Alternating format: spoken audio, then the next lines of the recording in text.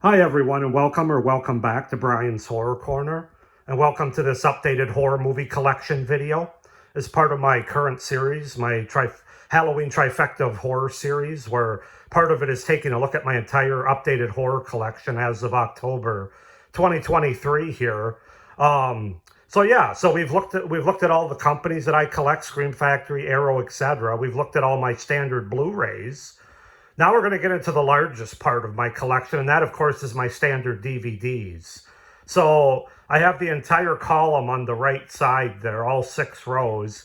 And then if you come over here, I have another 2 of those type of columns with 6 rows each. So, yeah, I probably got about, I'd say more than half my movies are DVDs in my overall horror collection. So I decided to change this up. I'm going to do it a little differently than I originally thought. Originally, I thought I would do a whole column, which is like 120 movies, as there's 20 movies on each shelf. That's going to be way too long because, as you know, if you watch my videos, I can't keep quiet when I go through them. I jabber like a monkey in a tree. So I've decided to cut each of the columns in half. So we're going to do the first 3 rows, and then the second 3, and then the bottom 3 in the next video, and then same with this, top 3, bottom 3, top 3, bottom 3. So there's going to be 6 videos with just my standard horror DVDs to go along with the 5 videos I already have for my updated collection. And then there'll be one final video for a total of 12 that's going to wrap up my horror TV series, my franchises, as well as some of my horror movie packs, although I'm probably not going to show every single one of those off. But we'll go through them. But I just wanted to, that's just kind of an update as we're almost halfway through the month. So it's kind of an update for the rest of this updated horror movie collection part of this October series. So with that being said, let's just go ahead and get into this by walking over. So like I said, we're going to take a look at these 3. There's in the picture, those three rows there in this last column. So that's what we're going to do today. So with that being said, let's just go ahead and get started here. So I kind of pulled these out because my ceiling's a little bit low on this one, the way I built my shelf. So the other two shelves are fine with that. It's just this first one. So first up, we have 3 Extremes, the Asian anthology movie with Takashi Miike, Fruit Chan Wook Park. I think they got the names backwards on this case because I know it's not Miki Takashi, but it's Takashi Miike. So I'm assuming Chan Fruit and Chan Wook Park, but I don't know. I love 3 Extremes. This is a really good Asian horror anthology movie. It's got 3 stories, and they're really messed up stories to say the least. But yeah, this is an enjoyable movie for me for sure. And then we've got its sequel, 3 Extremes 2, which I have not seen. I didn't buy it at Best Buy, despite what that sticker says on there. But of course, I didn't want to rip it off and wreck the case. So I gave up on trying to pull off stickers like that. But yeah, I'll have to watch 3 Extremes 2. Haven't seen it yet, but I hear it's pretty good, although not as good as the original. That's what I hear anyway. Then I've got another Asian anthology movie. That's Phobia, or Forbia, however you want to say it, with 4 stories. This isn't as good as 3 Extremes. It's okay. There's a couple of the stories that I like in here. I think the first one and the third one about the guys in the camp that are sleeping in the tent and stuff.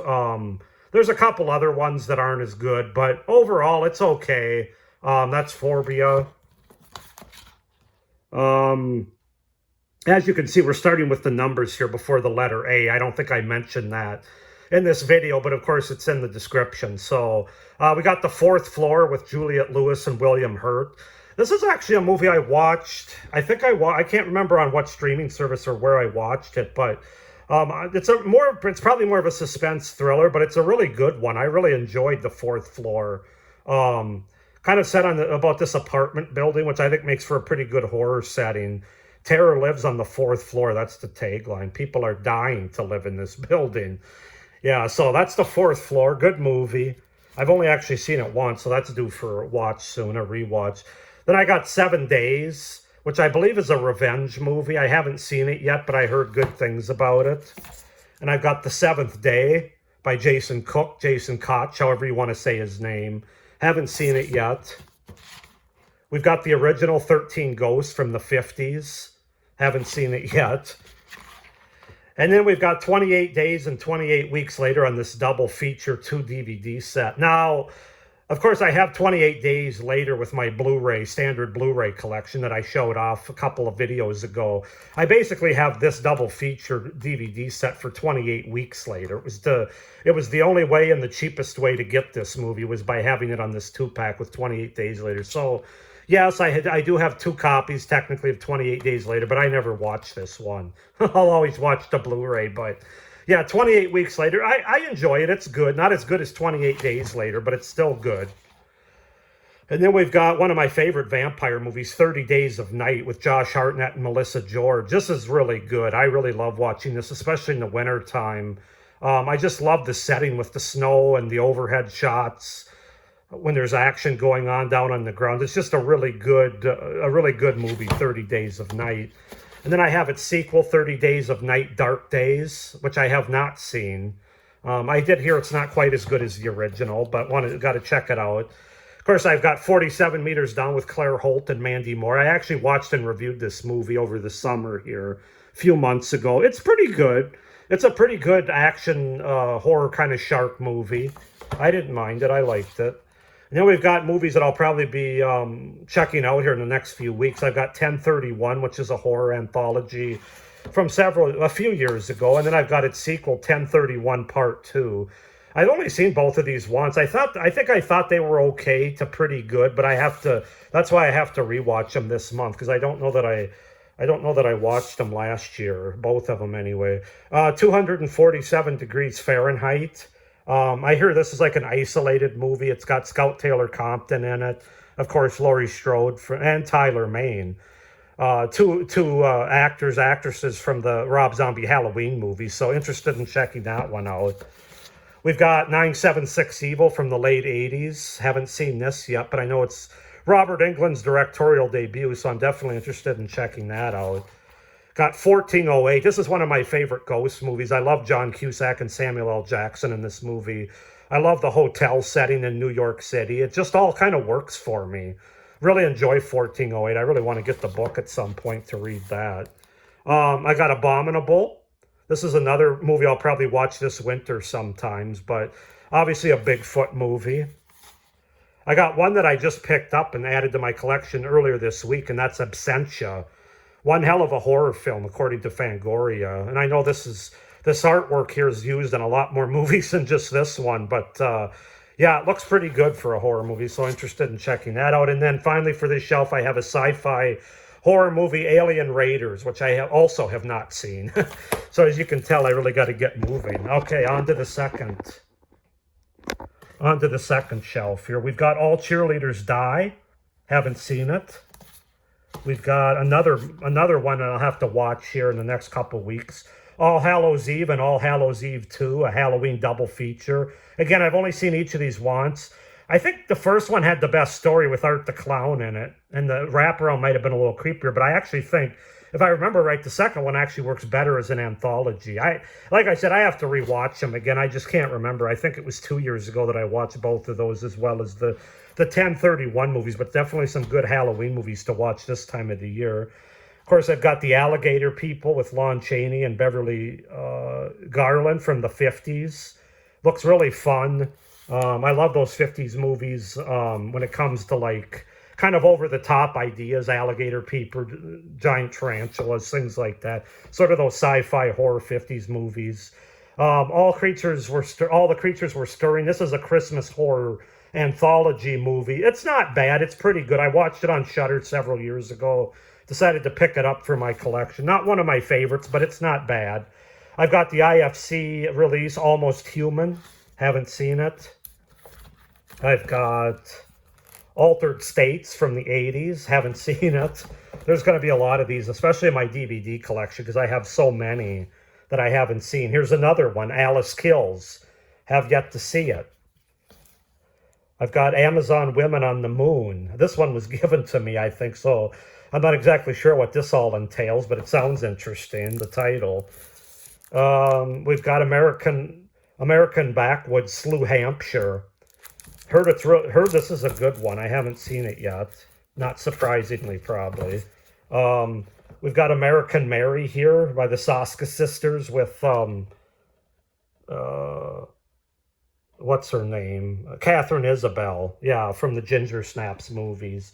Haven't seen that either, although I do like Catherine Isabel. I think she's a good horror actress. And actually, that reminds me, in one of my last videos when I was looking at my standard Blu-ray collections, I mentioned Killer Clowns from Outer Space. I think I said it was directed by the Soska sisters. That was a mistake. It's the Chiodo brothers that directed Killer Clowns from Outer Space. So I just wanted to backtrack on that since I read the Soska sisters with the American Mary movie here. But so I knew it was a set of siblings. I just had the wrong ones. Okay, we have Amusement. This is a pretty good horror anthology here. Amusement. Well, the ending's not quite as strong as the rest of the movie. I did enjoy the stories for the most part. Kind of an underrated one, I would say. But I got An American Haunting, the unrated edition. Haven't seen it. I've got Anna and the Apocalypse. This is a really fun Christmas. It's a Christmas horror zombie musical. There's a lot of different adjectives to describe this movie, but Anna and the Apocalypse is a lot of fun. Check it out this coming Christmas if you haven't seen it. Arachnophobia with John Goodman. I know I saw it years and years ago on, I don't know if it was on TV or I rented it, but I haven't seen this version obviously yet. I haven't seen it in like 30 years. Asylum, one of my favorite horror anthologies, one of my favorite movies from what do you call it? Amicus. I don't know why I needed to pull that out, but from the Amicus, all the movies they made, I love Asylum. It's definitely one of my favorites. Good anthology movie. We've got Attack of the Killer Tomatoes, the 25th anniversary. This was another one that was given to me by a friend. Haven't seen it. We've got Audition by Takashi Miike. What can you say about this movie from '99? It's absolute classic. This is the uncut special edition. But yeah, Audition is great. It's all about the build-up with this movie to the last 15, 20 minutes. It's a really good movie, though. Really disturbing. We've got The Babadook.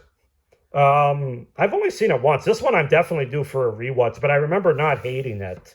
It's probably more hype than it deserves to be, but I don't think it's terrible. We've got the Backlot Murders. Haven't seen it yet, but Corey Haim is in it, I know. So interested in checking that out. And then we've got Bad Taste, the last one on this shelf, which is a horror comedy that I heard is really good from the director of Lord of the Rings, Peter Jackson. So definitely interested in checking that out. So, all right, now we'll move down to the third shelf. You can see why I only decided to do 3 shelves each video, because I'm already at 13 minutes here. We've got Barbarian from a year or two ago. I heard this is really good. I really have to see it. I haven't seen it yet. Like most of these horror DVD movies. We've got Basket Case from '82, I think. The original. That's the only basket case I got. Haven't seen it yet. We've got The Bat with Vincent Price. This I have seen. It's pretty good. I've only seen it once, but I enjoyed it. And then we've got Bats. This is the one with, what's his toes? Lou Diamond Phillips and Bats. So, have to check that out. I haven't seen it yet. We've got The Bay by Michael Bay, from the producers of Paranormal Activity and Insidious. A Barry Levinson film. I thought... I don't know where I got that from. I said Michael Bay. No, it's called The Bay. Sometimes my brain doesn't always work, but I heard it's like a found footage movie, so interested in checking that out. The Bay. I've got The Believers from '87, I believe. Haven't seen that yet. I have to check it out. Big Bad Wolves, best film of the year according to Quentin Tarantino, so that's got to give it some merit. Definitely got to check that out. Then I've got Alfred Hitchcock's The Birds. Love this movie. It's classic. One of I'm not going to say it's his best movie, but it's as far as like his I consider like Psycho and the Birds to be two horror movies. I think the other ones are more mystery, suspense, thriller, but The Birds is definitely, I would definitely consider it a horror movie. Some of the scenes they show a guy's eyes pecked out. So, but I love The Birds. Grew up with it. Black Death with Sean Bean. Definitely have to check that out. We've got Ethan Hawke and the Black Phone from a year or two ago. Haven't seen that one yet. We've got The Black Waters of Echoes Pond, which I actually just added to my collection as well this week or so. So obviously I haven't seen it yet. Yeah, you can see I add movies a lot faster than I watch them. We've got the 2006 remake to Black Christmas, Black Xmas, the unrated edition. You know, I have to be honest, I kind of like this movie, and I keep the original out of my head when I watch it, and I just view it as a sort of its own horror Christmas movie. And I think if you do that, you can find some enjoyment out of it. It definitely has the best Christmas atmosphere of any horror movie that I've seen for my money. Is it as good as the original Black Christmas from '74? Absolutely not. But like I said, if you go in watching it, keeping that out of your head, then you'll be just fine with it. We've got by Lamberto Bava, Blade in the Dark. Haven't seen it, believe it or not. We've got another one I've just added recently, which is Bleeding Hearts with Tony Todd, Robert Loggia, even Dustin Diamond. Screech himself is in this movie. Rest in peace, of course, to Dustin Diamond. I got to get moving here. I'm almost 20. We've got The Blob, the remake from '88. I believe I love The Blob. I've only seen it once, but all the hype that I heard about it definitely lives up to it. It's got everything I want from a cheesy '80s horror movie like this about this large blob. It's just really fun, really good. I've got this movie Blood Moon with Tim Curry here. Obviously a werewolf kind of movie. Haven't seen it yet. I've got Blood Tracks, the Desert Island Classics. I believe this is an '80s slasher movie, if I'm not mistaken. Haven't seen it yet. Another one I just added recently, Body Double by Brian De Palma. More of a thriller, more of a suspense thriller, I think, but still had to have it in the collection. Heard it's really good. Surprisingly, never seen it before. I've got Bone Tomahawk, the Western horror movie about cannibals with Kurt Russell, who I love. Kurt Russell's one of my favorite actors, so Matthew Fox as well. So yeah, definitely need to check that one out. And then finally for this shelf is going to be the sequel to the Blair Witch Project, which of course I have in my standard Blu-ray collection. This is Book of Shadows, Blair Witch 2, which again, I have not seen this movie before. Amazing, I know. I think I got it for like $1 or $2, if I'm not mistaken. So it's not like, I know a lot of people say it stinks and it isn't anywhere near as good as the first movie, but I still want to watch it for myself and see how different it is and if it's as bad as some people say. There's some people that like it too, but anyway, that's going to do it for the first 3 shelves. As you can see, it was wise that I broke it up this way because I'm at 18 minutes right now. If I would have done the bottom 3, you'd be looking at a 30 to 40 minute video. So anyway, that's the first part, numbers through BL, I guess, Blair Witch. Or BO, Book of Shadows, and whatever. Anyway, I hope you enjoyed this this updated horror collection review video. I hope you're enjoying this series so far. Please like this video, hit the little notification bell down below so you don't miss any of my upcoming collection videos or the rest of my Halloween Trifecta of Horror series. Please subscribe to my channel so you don't miss any of my great horror content, even beyond this month. So I hope everybody's doing well in the fall festive and Halloween spirit. But of course, and as always, stay scared. Bye.